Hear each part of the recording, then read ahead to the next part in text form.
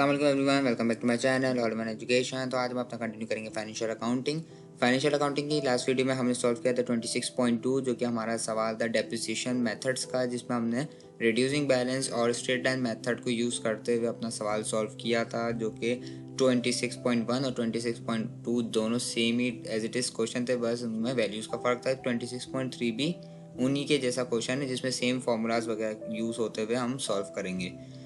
तो इस सबसे पहले हमारे पास ये सामने फार्मूलाज गिवन है, जो कि 3 फार्मूलाज यूज़ होते हैं दोनों मेथड्स में।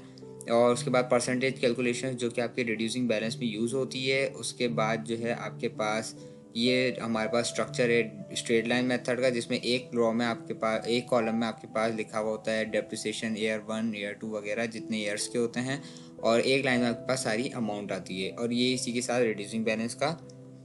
तो सबसे पहले सवाल को रीड कर लेते हैं और देखते हैं हमसे क्या मांगा गया। 26.3 A car cost £9,600. It will be kept for 3 years and then sold for £2,600. Calculate the depreciation for each year using the reducing balance method using a depreciation rate of 50%, the straight line method.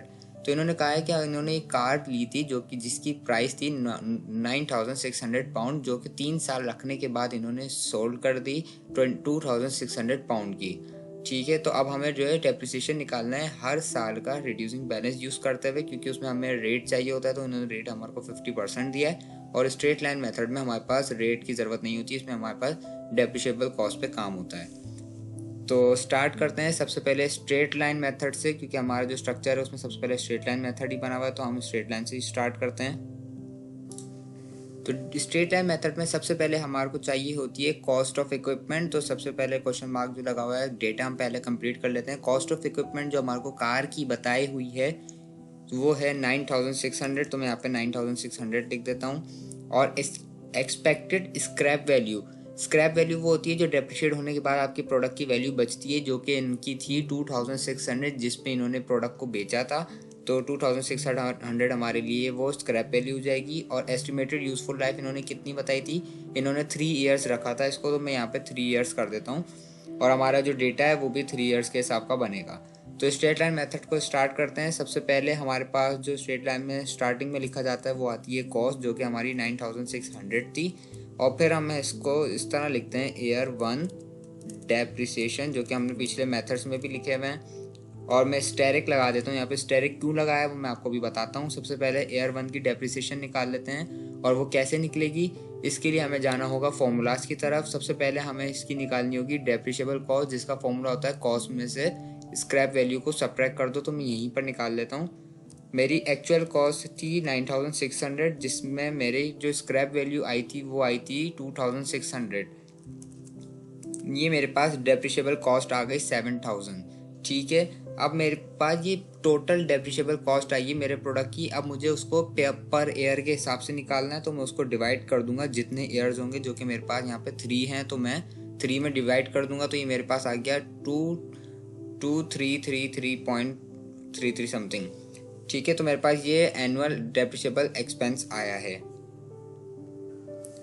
अब चूँकि हमने reducing balance जब भी method में हम करते हैं, ज़्यादातर पॉइंट्स का डेसिमल जो है हमारा उसमें आता है, तो जब हम 5 से कम होता है तो हम उसको लो पे राउंड ऑफ करते हैं, और अगर 5 या 5 से ज़्यादा होता है तो हम हाईएस्ट पे राउंड ऑफ करते हैं। तो 2,333 को हम उसको ये टोटल कर देंगे, और ईयर 1 का डेप्रिसिएशन भी हम यही लिखेंगे 2,333। ठीक है, तो हमने इसको राउंड ऑफ कर दिया है। और जब मैं 9,600 में से इसको सब्ट्रैक्ट करूँगा तो ये मेरे पास आ जाएगी 7,267। और अब मैंने जो है अगले साल की ईयर 2 की डेप्रिसिएशन निकालने की ज़रूरत नहीं है, क्योंकि वो भी मैं सेम ही होगी। स्ट्रेट लाइन में आपकी स्ट्रेट लाइन मेथड में आपकी डेप्रिसिएशन कॉस्ट सेम ही होती है एनुअल। अब मैं आपको बताऊं, मैंने जो स्टेरिक का साइन लगाया था, जो मैंने आपको पिछली वीडियोस में भी बताया कि वो हम इसलिए लगाते हैं कि हम इसको इंडिकेट कर रहे होते हैं कि यहाँ पे हमने कोई चीज़ इस्तेमाल की है, जो फॉर्मूला वगैरह इस्तेमाल किया है, जो हम बाद में बताने वाले हैं कि वो कहाँ से आया। तो हम जो है एक लाइन में मेंशन कर देते हैं इधर कि सबसे पहले हमने क्या किया था कि एक्चुअल कॉस्ट में से स्क्रैप वैल्यू को सब्ट्रैक्ट किया था। तो मैं एक्चुअल कॉस्ट में से स्क्रैप वैल्यू को सब्ट्रैक्ट कर देता हूँ 9,600 माइनस 2,600। ठीक है, जो कि आंसर आया था 7000, तो मैंने उसको फिर डिवाइड किया था 3 से, जिसका आंसर आ गया था 233.3333 समथिंग।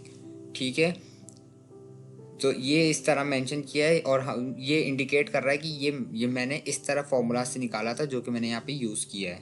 तो ये इसलिए आप पेपर में इस तरह शो करा सकते हैं। तो एयर 2 की भी डेप्रिसिएशन वही होगी, जब 7267 में से मैं इसको सब्ट्रैक्ट करूँगा 2333 को, तो मेरे पास आ गया 4934। और एयर 3 की भी डेप्रिसिएशन मेरे पास सेम ही होगी, एयर 3 डेप्रिसिएशन, और मैं यहाँ पर भी लिख देता हूँ 2333। और जब मैं इसको सब्ट्रैक्ट करूँगा 4934 में से, तो ये मेरे पास आ गया 2601 पाउंड। अब मैंने आपको कहा था कि स्ट्रेट लाइन मेथड आपको जो है एग्जैक्ट बताता है, तो इसमें खाली एक का फ़र्क आया है, वो भी इसलिए आया है क्योंकि हमारा जो डेसिमल पॉइंट्स में आया था आंसर, जो इस वजह से इशू आया, वरना ये ज़्यादातर इशू रिड्यूसिंग में आता है। अब देखते हैं रिड्यूसिंग में कितना फ़र्क आता है। तो रिड्यूसिंग में सबसे पहले जो हमारे कॉस्ट ऑफ इक्विपमेंट चाहिए, जो कि है 9600, सेम ही रहेगी।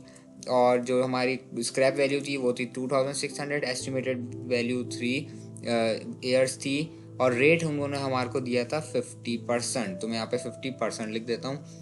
अब मैंने जो है यहाँ पे हर ईयर की 50% निकालनी होगी, तो इसके लिए सबसे पहले मुझे आसान वे में 50% को कन्वर्ट कर लेता हूँ कि मेरे को कैलकुलेटर में भी यूज़ करने में आसानी हो, और जो है मैं यहाँ पे एक्सेल में भी यूज़ कर सकूँ, अगर आपको पेपर में भी आसानी हो। तो सबसे पहले मैंने आपको तरीका बताया था, परसेंटेज को आप डेसिमल में कन्वर्ट कर लें, जिसका होता है कि आप जितनी भी परसेंटेज है उसको डिवाइड कर दें 100 से। तो ये 0.5 ये आपका कन्वर्ट हो गया डेसिमल में। अब आपने जिसका भी 50% निकालना है वो आप 0.5 से उसको मल्टीप्लाई करा दें, आपके पास आ जाएगा।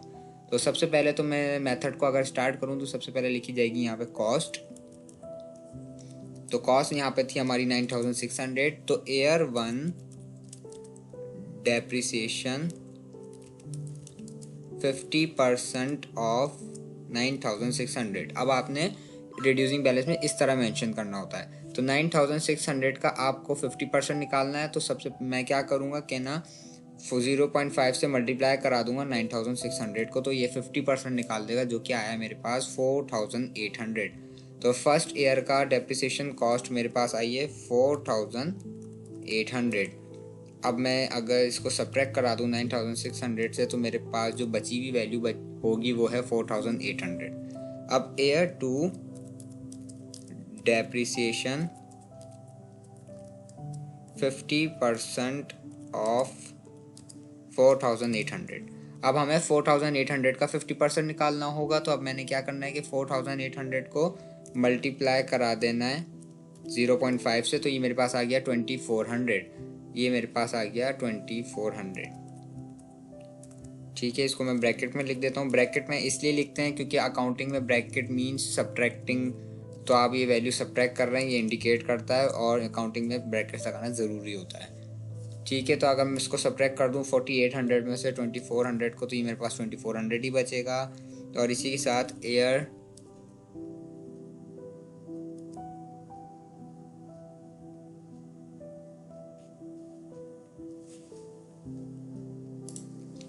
तो एयर 3 का हम निकाल रहे थे,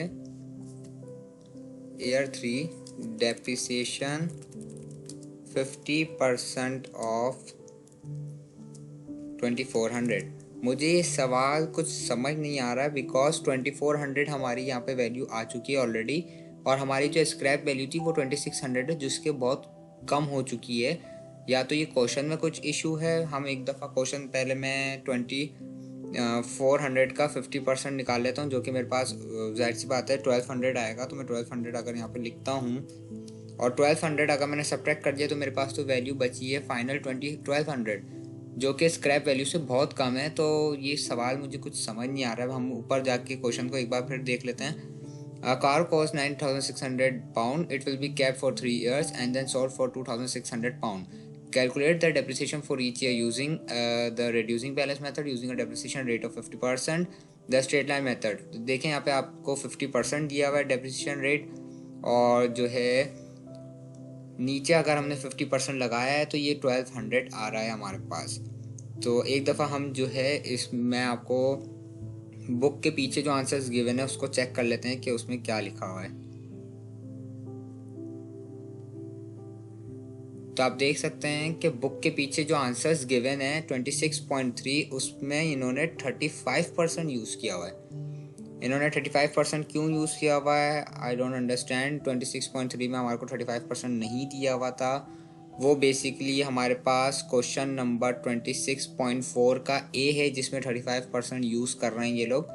या तो फिर ये जो है फ्रैंकफर्ट बुक में मिस प्रिंटिंग हुई हुई है, मे बी इस वजह से ये इशू हो सकता है। तो अगर हम इसको 35% कर लेते हैं, I don't know what's the problem. लेकिन जो क्वेश्चन के हिसाब से 50% है, वैसे तो फिर हमने सही किया है।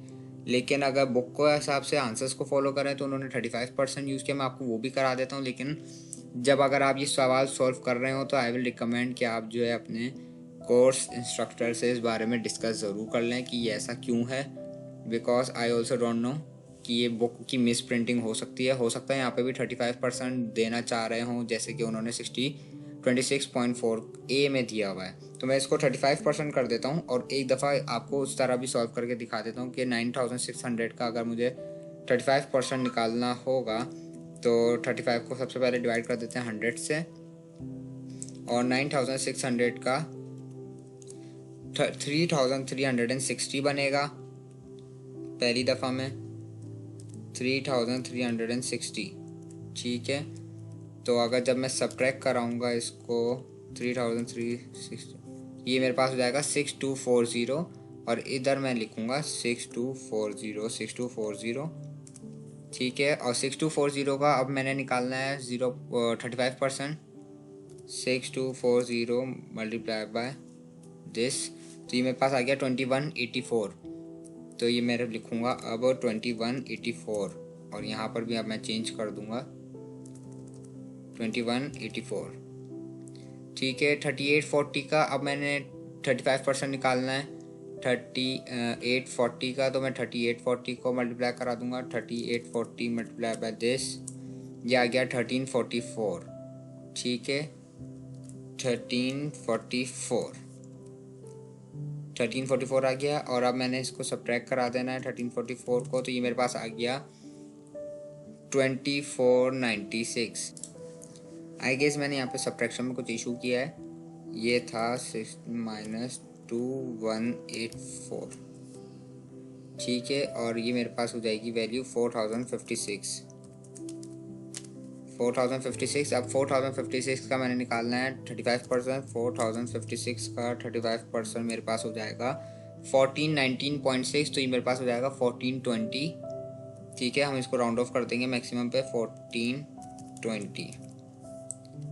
तो मैं इसको सब्ट्रैक्ट करा देता हूँ 1420 को, तो ये मेरे पास हो गया 2636।